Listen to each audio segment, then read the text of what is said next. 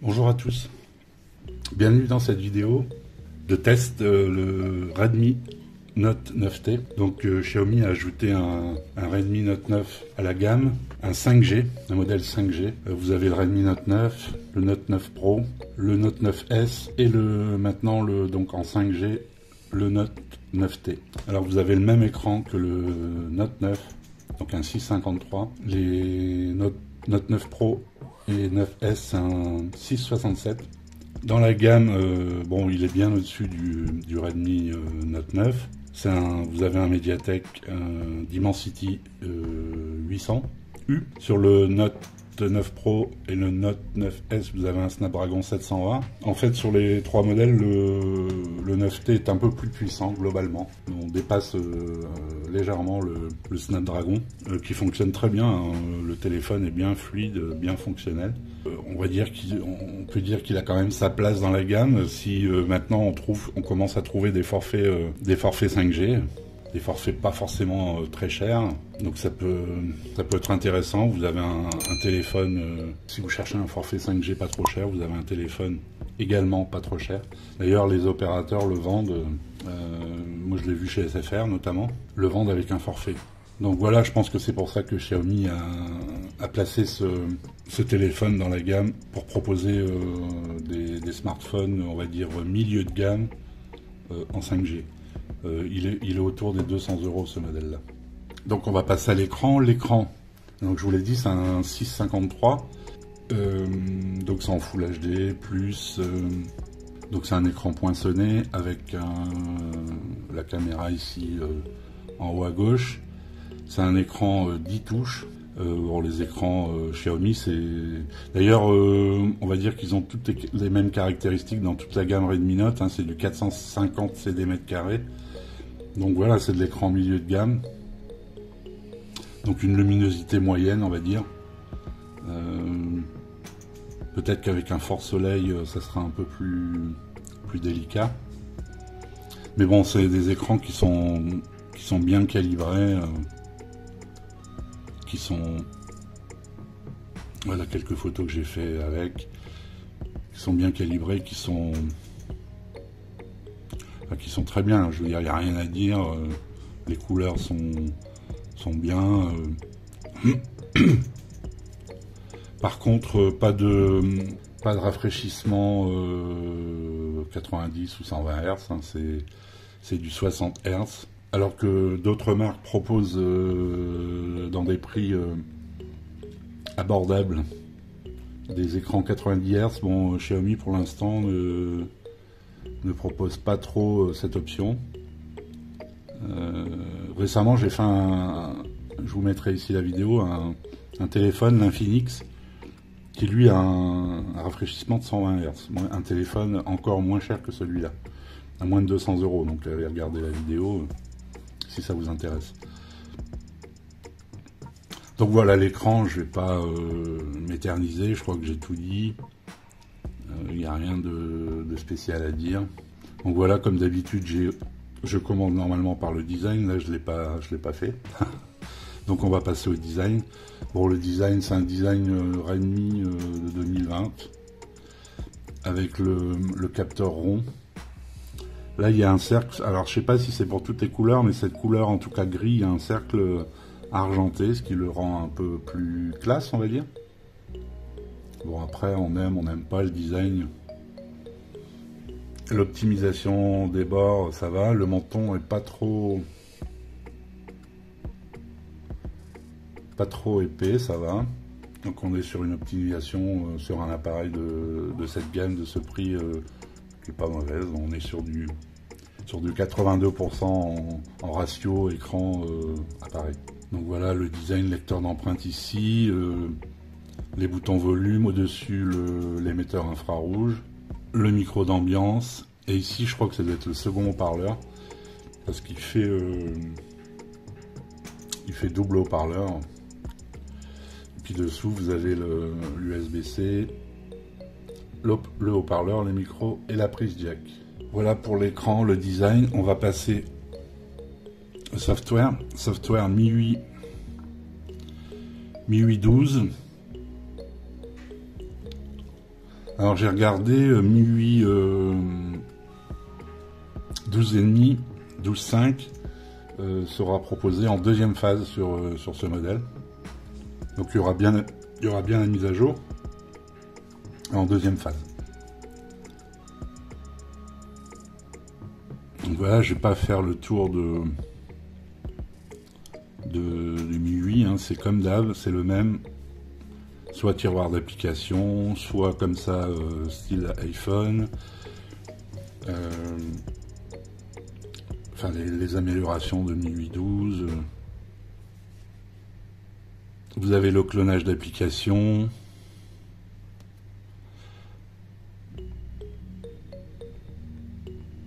Alors, application. Voilà, vous avez le clonage d'application. Vous avez... Mais ça, c'est maintenant, c'est toujours ça. Vous avez le VoLTE. Voilà, donc... Le VoLTE, les appels 4G et les appels Wi-Fi.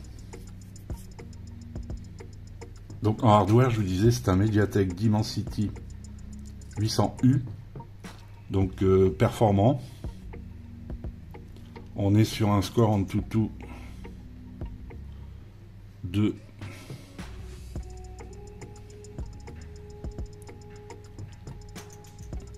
278 072 points.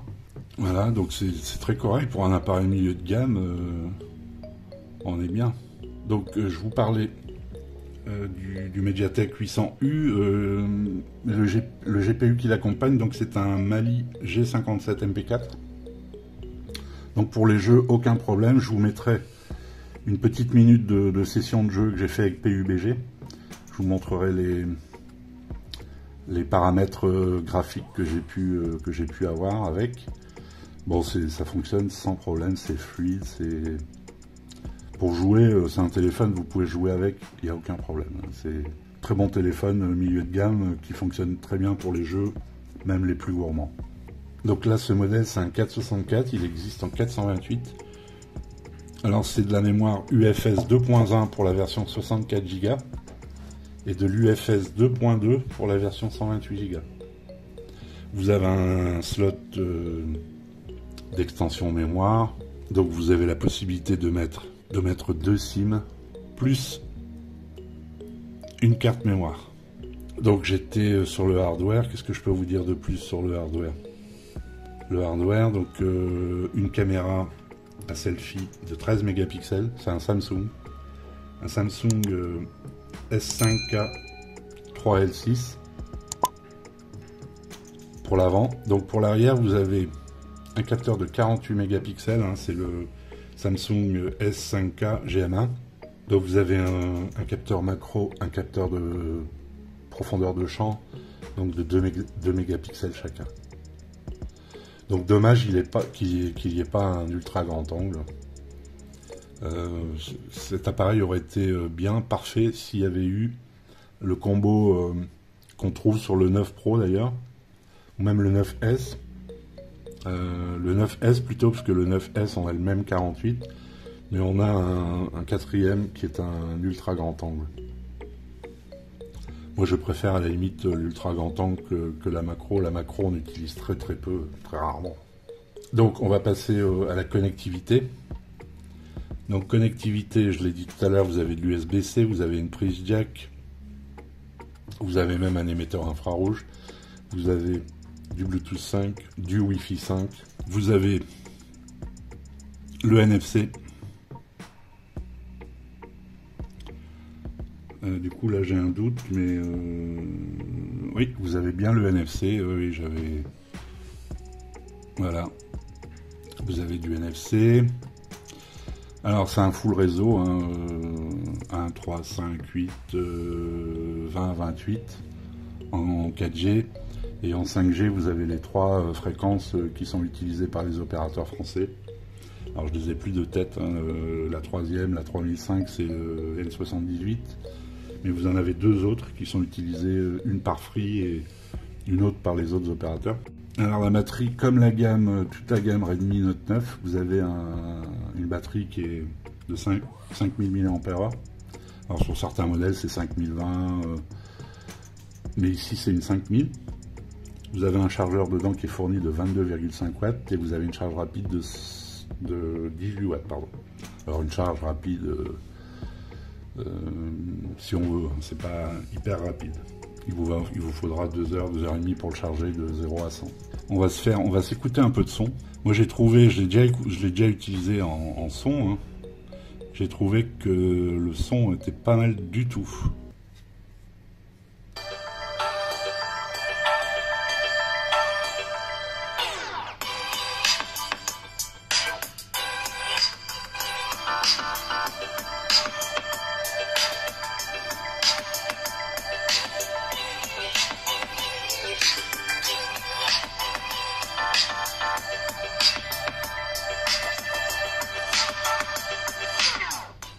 Donc on a bien du son des deux côtés, hein, donc a priori ça sort bien d'ici. Donc voilà pour ce qui est du son. Donc le logiciel photo, on va passer à la photo maintenant. Alors c'est le même logiciel que d'habitude hein, chez Xiaomi, donc si vous connaissez, vous ne serez pas dépaysé. Je vais juste faire une petite aparté, j'ai vu la vidéo d'un pote Tukiwanti qui me disait oui, il n'y a pas le mode nuit accessible ici. En fait, si, il suffit de modifier ici, et tout ce que vous mettrez à cet endroit apparaîtra dans la barre en dessous. Donc vous choisissez ce que vous utilisez le plus. Par exemple, moi le Pro, il m'intéresse pas, je l'utilise jamais, donc je le mets en bas. Mode nuit, 48, portrait, tout ça, voilà, moi ça me suffit. Et ici, voilà, vous retrouvez vidéo, photo, portrait, nuit, mode 48. Voilà, et vous avez accès à vos fonctions à vous, enfin celles que vous préférez. Donc après, bon, c'est classique, vous avez HDR, AI, Flash, le mode macro, le mode de prévisualisation, tout ça, les paramètres supplémentaires, hein, si vous voulez affiner vos réglages. Alors pareil en vidéo. Alors en vidéo, on peut filmer en 4K 30 fps. Par contre sans stabilisation, hein, vous aurez de la stabilisation qu'en 1080. Voilà, vous pouvez filmer en mode macro. Donc après, bon après le mode portrait, un classique, le mode nuit. Là j'ai mis le mode 48. Vous voyez le mode 48, ça change le format de la photo. Et puis vous avez des grosses photos. Alors c'est bien si vous voulez cropper, dans une photo, puisque vous n'avez pas de zoom optique. Vous avez un zoom numérique, hein, évidemment, mais qui dégrade vachement la photo. Donc un mode 48, ça peut être sympa. Vous faites une photo en 48 et puis vous croppez dans la photo pour aller... Si vous voulez aller voir des détails qui sont un peu loin. Donc voilà, je vais vous passer comme d'habitude les photos, quelques photos que j'ai prises, des exemples. Alors bon, il y en a une ou deux où il y a un peu de soleil, mais sinon bon, le temps était gris ces derniers temps, donc un peu plus. J'ai fait de la macro, j'ai fait quelques vidéos aussi que je vais vous mettre pour tester la stabilisation. Bon, on se retrouvera à la fin pour les conclusions. Est-ce que ce téléphone est bien, pas bien, faut l'acheter, faut pas l'acheter.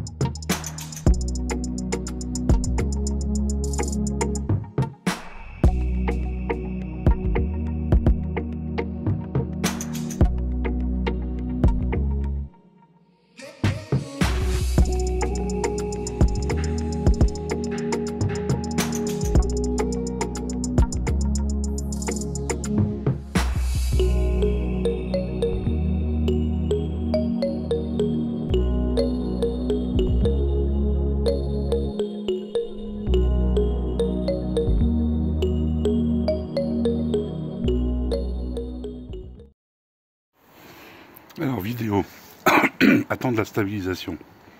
A priori sur l'écran, oui. J'espère que je bouge pas le micro.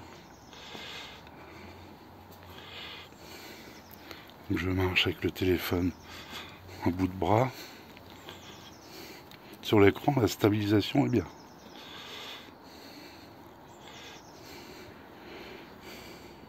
Alors, est-ce que le focus est bon? Oui. Ça va, il est rapide.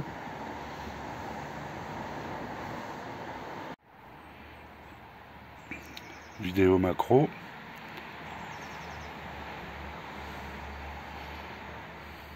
Donc voilà, vous avez vu les photos. Les photos sont plutôt correctes. Moi, comme je vous disais tout à l'heure, je regrette qu'il n'y ait pas un ultra grand angle. C'est vrai que quand on veut faire une petite photo de groupe, ça peut être sympa, ou un paysage. Sinon, les photos globalement sont correctes. Avec le capteur 48 mégapixels, c'est correct. Donc voilà, alors la conclusion pour ce téléphone. Là, son processeur est très bien. C'est un appareil dans les 200 €. Peut-être un poil plus. Je vous mettrai les liens dans la description. Et puis passez par les liens si vous voulez l'acheter, ça m'aide, merci. Si vous avez besoin de la 5G, c'est un appareil qui peut vous convenir, hein, avec un prix contenu,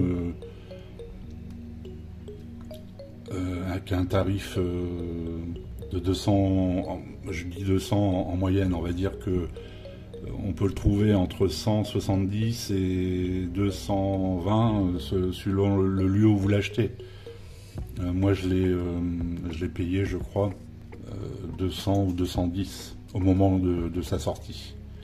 Donc c'est un appareil qui est très correct. Alors même si vous rachetez un téléphone, vous avez besoin d'un téléphone, dans ces tarifs, c'est votre tarif, enfin votre budget, je veux dire.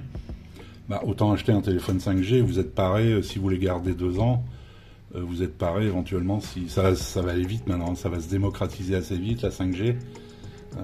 Ils ont déjà pris pas mal de retard, donc j'imagine qu'ils vont essayer de démocratiser assez rapidement la 5G. Donc ça vous permettrait d'avoir un téléphone 5G directement, qui est très bien pour les jeux, qui est très bien pour tout, mais particulièrement pour les jeux. Les photos, je vous l'ai dit, c'est correct. Donc on est sur un appareil que je peux vous recommander, que je vous recommande. Si vous devez acheter un téléphone, maintenant, est-ce qu'il faut changer pour avoir un téléphone 5G? Alors ça dépend.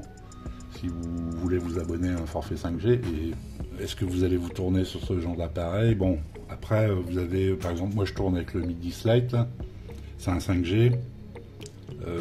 Je crois qu'il est quand même dans les 300, voire plus. Donc voilà, c'est une question de budget. Donc c'est un appareil qui est très bien.